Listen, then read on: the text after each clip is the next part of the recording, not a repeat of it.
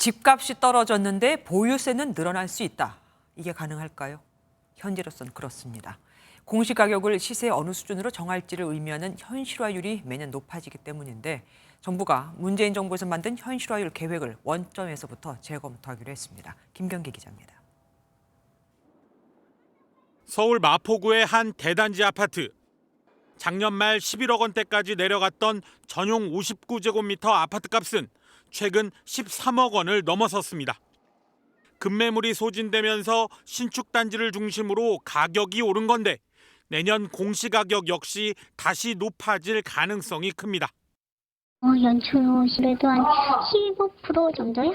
연초에 빠졌다가 회복하고 있는 과정에서 문제는 노도강 등 집값이 여전히 약세인 지역도 올해보다 공시가격이 높아질 수 있다는 겁니다.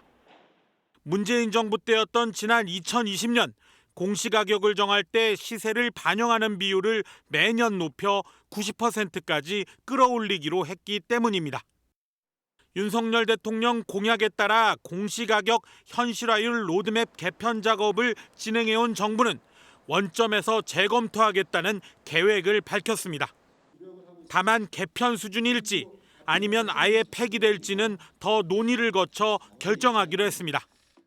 공시가격 현실화 계획에 대한 전면적, 근본적인 재검토가 필요하며 2024년 공시가격에 적용할 조치가 필요한 것으로.